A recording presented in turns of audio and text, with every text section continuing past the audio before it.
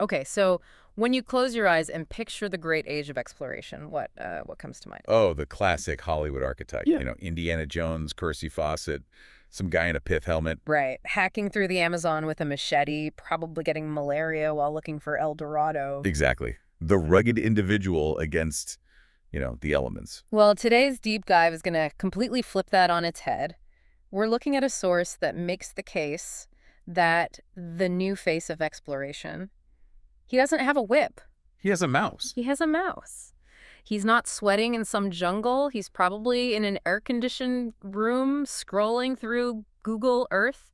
And get this, he's finding massive, undocumented ancient sites that somehow the entire academic world just completely missed. It's a total paradigm shift, really. I mean, we're talking about the democratization of archaeology. Right. You don't need a university grant anymore. You don't need a government permit to start looking. You just need a good internet connection, a 4K monitor, and an obsession. So today we're unpacking a really fascinating conversation with an independent researcher, Raul Bilecky. He runs a YouTube channel, Pillars of the Past.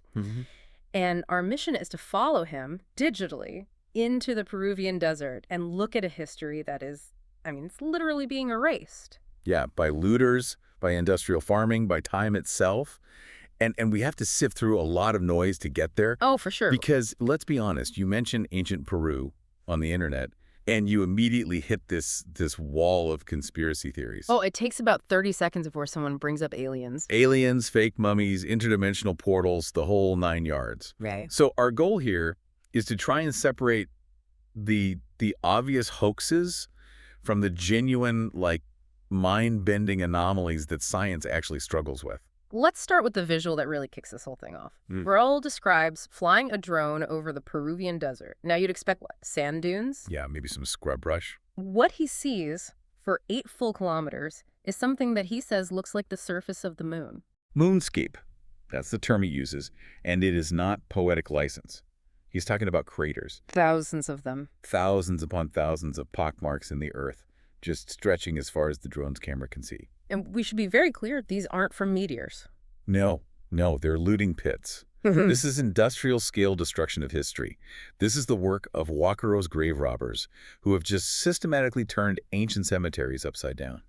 Looking for what? Gold. Gold, silver, textiles, anything they can sell. I think people have this kind of romantic idea of looting like it's some kind of treasure hunt. But the reality Raul describes is it's gruesome. It's not just empty holes. He says the ground is literally white with bones. That's the detail that just sticks with you. Oh. Bleached human skulls, femurs, ribs, just scattered out there in the sun. And it gets even worse. He describes finding mummies that have just ripped open. Literally torn apart. Yeah, because the Huaqueros know that in some of these ancient cultures, jewelry or gold was wrapped inside the burial bundle with the body. So they don't, unwrap them carefully. No. They just slice them open, shake out the contents like a piggy bank, and leave the ancestor just rotting in the sand. It's a complete desecration. But then there's this weird, jarring thing he talks about. The trash they leave behind. The time periods clashing. Exactly. You've got a 2,000-year-old skull right next to a faded cigarette pack from, 1985. And he actually uses that trash to date the different waves of looting. He'll find soda bottles from the 90s, candy wrappers from the 2000s. It creates this kind of accidental timeline of destruction. But the candy wrappers, there's something specific about those, isn't there? Yeah, the twisted irony, the pago a la tierra. Came into the earth. Exactly. It's this deep-seated, superstitious tradition in the Andes. Give her an offering, coca leaves, alcohol, or, a piece of candy to Pachamama, Mother Earth, for good fortune. So they're destroying their own heritage, robbing the dead, but they pause to leave a piece of candy so they don't get bad luck. The cognitive dissonance is staggering. So where is all this stuff going? We're not seeing these things pop up in the Louvre, right? No, legitimate museums are out. Oh. Since the 70s, international laws have gotten a lot tighter. Museums generally won't touch artifacts without a clear provenance. The documented history of ownership. Right. If you can't prove it wasn't stolen yesterday, they don't want it. So this stuff flows into what Raul calls the eco-mafia. The black market. Private collections, wealthy buyers in the U.S., Europe, Asia. People who want a piece of mystery for their mantle to impress their friends. And the economics of it are just dark. It's the darkest part. These buyers, they demand provenance too, but a really twisted version of it. They want proof it's authentic. So the looters. The looters will actually film themselves pulling the object out of the grave. The video becomes the certificate of authenticity. Look, here's the mummy, here's the pot, fresh from the ground. That video increases the value, which of course just incentivizes more destruction. So the documentation of the crime is the marketing material? Yeah. That is incredibly bleak. It just strips all the context away. An artifact in a glass case is a pretty object. Yeah. An artifact in the ground tells you about trade routes, diet, social structure. Once it's pulled out, that data is gone forever. We're losing chapters we haven't even read yet. Exactly. Okay, so speaking of data and confusion, we have to wade into the swamp. Yeah. You cannot talk about this stuff online without someone screaming about the Nasta mummies. The infamous tridactyl mummies. 3 fingers, 3 toes. If you've been anywhere on the internet in the last few years, you've seen them. They look like papier-mâché aliens. They really do. And Raul went deep on this. What I appreciated is that he didn't just dismiss it out of hand, he actually looked at the anatomy. And that's where the whole alien theory just falls apart. Raul points out these, anatomical impossibilities. Like what? For instance, there's a so-called child mummy that when you see the x-rays has severe arthritis in his foot bones. Which a child would obviously not have. Right. It suggests that someone took bones from an elderly adult human or animal, whittled them down, and grafted them onto a smaller frame to create this child. It's taxidermy. It's a collage of parts. And why? Why go to all that trouble? Money. It's always money. There are streaming documentaries, exclusive conferences, paid subscriptions to get the real truth. It's a very profitable little industry. But, and this is a really big but, Raul is careful. He doesn't throw the baby out with the bathwater. No, he doesn't. Just because the 3-fingered mummies are a hoax, that doesn't mean there aren't legitimate biological anomalies in Peru. Correct. And that brings us to the Paracas skulls. The elongated skulls. And let's be really clear for you listening, these are 100% real. These are biological specimens. You can walk into a museum in Ica, Peru, and see with your own eyes. You absolutely can. And the standard academic explanation is artificial cranial deformation. Head binding. Head binding. We know cultures did this all over the world. You strap boards or cloth to an infant's head while the skull is still soft, and it reshapes as it grows. It was a status symbol, like a permanent crown. So, case closed, right? Well, Raul argues there's a physics problem with that explanation for some of these skulls. A physics problem. Yeah. When you bind a head, you change the shape. You can make it long and thin, but you can't change the volume. You're just squishing the same amount of brain matter into a different container. Right, conservation of mass. You can't create more brain just by squeezing the head. Exactly. But Raul cites these measurements that show some Paracas skulls have a cranial volume that's 25% larger than an average human skull. Fair. And they weigh 60% more. 60%. That's not a rounding error. That implies much thicker bone, much denser. Denser bone. And the features are different. The eye sockets are significantly larger, more robust. You just can't get that by tying a board to a baby's head. So if it's not binding, what are we looking at? That is the uncomfortable question. Yeah. Raul brings up some very controversial DNA testing cited by a researcher named Brian Forster. Now, we have to be cautious here. It's not peer-reviewed in the major journals yet. Okay. But the claim is that the genetic markers don't match native South Americans. Where do they match? The Black Sea, the Caspian Sea, the Caucasus Mountains region. Hold on. That would imply a migration from Eurasia to Peru thousands of years ago that is completely missing from our history books. It would rewrite the entire timeline of human migration. And that's why this is so frustrating for independent researchers like Raul. You have these physical anomalies, skulls that are objectively too big, and mainstream science seems to just say, it's binding, nothing to see here, move along. Because admitting otherwise just opens a door they really don't want to walk through. It feels like there's a fear of these fringe topics. And that, unfortunately, leaves the field wide open for the hoaxers. It's a vicious cycle. Okay. Let's pivot to something that is definitely not a hoax, but is equally rewriting the timeline. This is Raul's kind of magnum opus discovery on Google Earth. The bedrock pyramid. The bedrock pyramids. This is a stunning find. He was scanning the Peru-Len area near the coast and just noticed these massive geometric shapes when he actually went there to verify. On the ground. On the ground, he found 16 platform pyramids.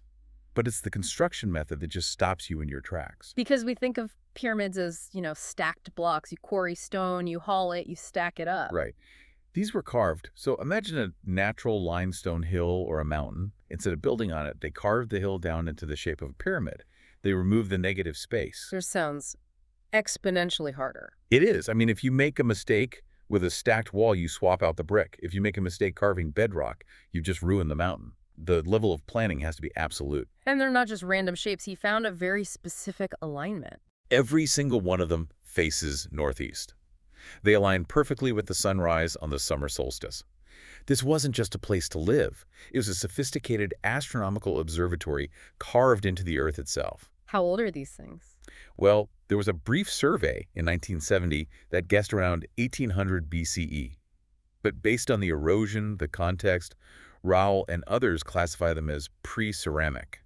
Okay, break that down for us. Pre-ceramic means before pottery. Exactly. In the standard model of civilization, humans usually invent pottery containers for food and water before they build massive cities or monuments. It's a key technological step. But here, you have a civilization capable of literally moving mountains with stone tools before they ever fired a single clay pot. and this has to link up with the Norte Chico civilization, doesn't it? It does. I mean, we're talking about Caral soup. This is the mother culture of the Americas. It's 5,000 to 6,000 years old. So that makes them contemporary with ancient Sumer and Mesopotamia. And the building of the Great Pyramids in Egypt. Yeah. So while the Sumerians were inventing writing, these people were carving mountains in Peru. But there's this one detail about Norte Chico that just blows my mind. The piece. The piece. It is the great anomaly of history. Usually, civilization and warfare are twins. You build a city, you build a wall to protect it, you find weapons, you find smashed skulls. But not here. Not for 1,000 years. In the entire Norte Chico archaeological record, there are no battlements. There are no weapons. There's no skeletal trauma that indicates violence. That really challenges some deep philosophical assumptions about human nature, the idea that we're inherently violent. Here you have a complex society that just, traded? They traded. They were masters of commerce. They had these massive cotton fishing nets. They grew the cotton on the coast, made the nets, and traded them with inland valleys for food and hallucinogens. And they used quipus. The knotted strings. Most people think of those of the Incas thousands of years later. But they found a quipu at Caral. This implies they had a system for recording data accounting, history, who knows, right from the very beginning. So we have this peaceful, math-using, pyramid-carving society that didn't need pottery or war. I mean, it sounds almost utopic. It does, until you go underground. Because the spirituality of ancient Peru wasn't necessarily peaceful in a gentle sense. It was intense. Raul talks about Chavan de Huantar. This is a later site, maybe 1000 BCE. And this is where things get trippy. Literally. Chavan is basically a machine designed to alter human consciousness. It's a complex of underground tunnels, and Raul describes it as claustrophobic, pitch black, just completely disorienting. He said he felt altered just walking through it, completely sober. And that's the architecture doing its job. The tunnels are built to channel sound. Some researchers believe they used hydraulics to rush water through canals, creating this roar that sounded like a jaguar echoing through the walls. And then you add the chemistry. The San Pedro cactus. It contains mescaline. We have clear evidence they used it in rituals there, so just picture it. You're an initiate. You're deep underground, in the dark. The walls are roaring at you. You're on a potent hallucinogen. And then you turn a corner. And you come face to face with the god, the Lanzon monolith. A 15-foot stone pillar carved with the face of a fanged jaguar deity. The whole experience was designed to just shatter your ego. It's like a shock and awe campaign for religion. But there's a funny modern twist Raul mentioned. He goes to see this terrifying monolith, and the guards stop him from taking a picture. No flash. Not even no flash. They just said the flash from the camera might hurt the stone. Which is, scientifically, that's nonsense. It's granite. A light bulb is not going to degrade it. It feels like gatekeeping, right? Like they're trying to protect the energy of the site, not the physical rock. Or preserving the mystery. If everyone can see the photo on Instagram, maybe the initiation loses some of its power. Speaking of things that science struggles with, we have to touch on the marshmallow stones. Sexy woman. Bless you. Chuckles. It's the fortress above Cusco, and marshmallow is actually a great way to describe them. You've got these 100, 200-ton limestone blocks, and they fit together so tightly you can't slide a razor blade between them. But the edges... They look soft, rounded, like a scoop of ice cream that's just starting to melt. Yeah, Conventional archaeology says this was done with stone pounders and sand abrasion, just years and years of scrubbing rock against rock. But Raul brings up the local folklore. The plant that softens stone. Right, this persistent idea that the ancients knew of a plant that could turn stone into something like clay. It sounds like science fiction. Here, just pour this tea on the granite and you can mold it. It does. But there is a grain of chemical possibility there. There are plants in the Andes and Amazon with very high concentrations of oxalic acid. Some independent researchers speculate that maybe a highly concentrated acidic paste could soften the limestone surface. Allowing them to smooth the joints perfectly before it rehardened. Exactly. But has anyone proved it? No lab has replicated it on the scale of Sacsayhuaman. Women. When you look at the stones, the tool marks you'd expect from chiseling just aren't there. The texture is wrong. So it remains a genuine mystery. It does. So we've covered all these wonders, the pyramids, the skulls, the engineering, but we have to circle back to the threat. Because Raul's message isn't just, look at all this cool stuff. No, it's look at this before it's gone. And the threat has evolved. We talked about the looters, but the bigger enemy now is progress. It's agriculture. And we're not talking about small family farms. Yeah. We're talking massive agro-industrial complexes. Right. Raul tells these stories of finding a site on Google Earth, seeing the clear outline of a temple or a plaza, and then checking the satellite image a year later, and it's gone. It's a cornfield, paved over for avocados or asparagus for export. Bulldozers are cheaper than archaeologists. If a developer finds ruins, they have two choices: report it and halt their project for years, or bulldoze it at 3 in the morning and plead ignorance. And if you actually try to stop this, I mean, it gets really dangerous. The story of Ruth Shady is, it's terrifying. She's a legend. She's the archaeologist who proved Caral was the oldest city in the Americas, a national hero. But she has been getting death threats from land traffickers. People who want to seize that protected archaeological land to sell it or farm it. They killed her dog. It was a clear mafia-style warning. And if they can do that to the most famous archaeologist in the country, imagine what happens to some local activist trying to protect a smaller site. It just highlights the lawlessness. The government either can't or won't enforce its own protections. It's a resource issue. The Peruvian desert is vast. You can't put a guard behind every single sand dune. And that leads to things that are just bizarre, like the whale fossils. The Aquicaje Desert used to be a seabed millions of years ago. It's probably the best site in the world for marine fossils. Massive ancient whales, giant sharks. And Raul says he's seen giant prehistoric whale vertebrae being used as bar stools. Or just sold to tourists on the side of the road. It's a tragedy of the commons. These are priceless pieces of the evolutionary puzzle, and they're being treated like driftwood. Which just brings us back to the importance of what Raul is doing. I mean, we are looking at a region that really does rival ancient Egypt. I would argue it surpasses it in some ways. It's an independent invention of civilization. No outside influence. They figured it all out on their own. But the clock is ticking so fast. That is the key takeaway. The amateur advantage here is speed. Institutions move slowly. Grants take years. Raul and people like him can load up Google Earth today, spot a site, drive there tomorrow, and document it. They're creating a digital archive of a civilization that might not physically exist in another 20 years. It just changes how you think about exploration. We tend to think the map is finished, you know. We have satellites, we know where everything is. And Raul proves we don't. We have the pictures, but we haven't actually looked at them yet. Which just forces you to ask, how many other Norte Chicos are out there right now, hiding in plain sight? And that's the thought I want to leave you with. Yeah. Just picture those bedrock pyramids. A civilization that knew peace for 1,000 years, carved mountains into geometry, and then just vanished. They are sitting there right now, visible from space. Waiting for someone to notice them before the bulldozer arrives. Yeah. It's a race against time. If you want to see the evidence yourself before it all becomes a cornfield, you should check out Raul's work on Pillars of the Past. History isn't just what's in the textbooks. It's what's still hiding in the sand. Thanks for diving deep with us. Keep your eyes open, and hey, maybe spend a little time scanning Google Earth tonight. You never know what you might find.